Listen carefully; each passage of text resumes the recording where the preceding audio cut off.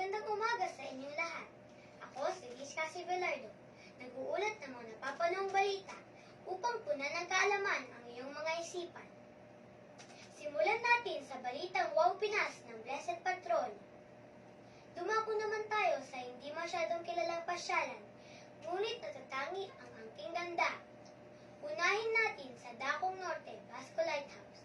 Ito ay matatagpuan sa bayan ng Basco sa Batanes, Bohol ng Naidi ng Barangay San Antonio.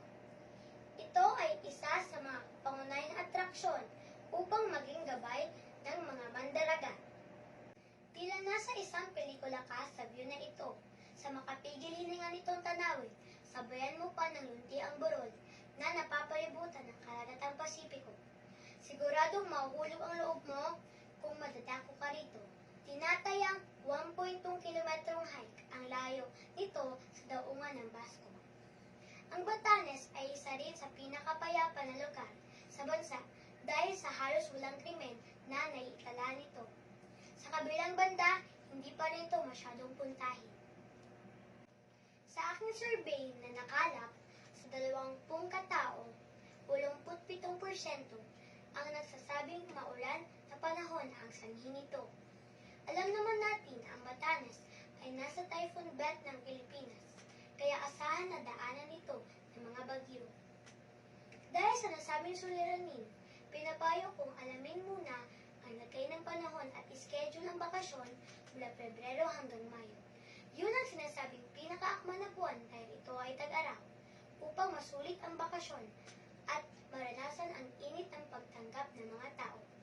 Dito na kilala sa tawag ng mga Tibatan. Gayunpaman, pinapaalalahanan na ang mga turistang dadako dito na maging responsable, lalo na sa pagtapon ng basura na pwede maging sanhi sa polusyon ng tubig o pagkasira sa kalikasan. Samahan niyo naman ako sa biyaheng Abra tayo. Ang hidden gems ng Abra, ang Kaparkan Falls o Mulawin Waterfalls. Ito ay matatagpuan sa Benguet Capital ng Abra, sa tahimik na bayan ng Tinig. Marilag o Pinoy word sa salitang majestic ang masasambit mo kapag nakita mo ito. Sino ba naman ang di mabibighani sa limestone formations nito na mahahawig mo sa hagdan-hagdan ng palayan ng Ifugao? Lalo na kapag natamaan pa ng sikat ng araw, masisilayan mo ang mala emerald green na kulay nito. May isang napakalaki at matandang puno ng balete na mahahawig sa puno ng mulawin sa palabas ni Richard Gutierrez.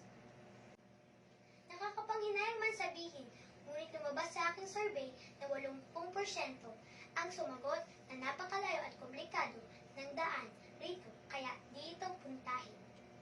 Meron rito 4x4 na ride na may e-enjoy sa daraanan at mapapabilis palalo ang biyahe na pinapayo kong subukan niyo. Upang 30 minuto na trek na lang ang kailangan para makarating dito. Masasabi kong sulit ang pagod nyo sa makakahali ng gandang tagday nito. Subalit ang naturang lugar ay maaaring pagmulan ng landslide kung kaya't minamabuti ang sama-samang pagtanim para sa ikakabuti ng lugar. Nang gayunpaman, walang masasaktang turista na magbabalak pumasyon na rito. Tandaan ang golden rule ng biyahero. Take nothing but pictures and leave nothing but memories. Bago mo subukan ang ibang bansa, pati mo muna simulan rito. Napakaraming natatagong kayamanan ng Pilipinas. Matuto lang tayong mahalin, pahalagahan at pagyamanin ito. Piliin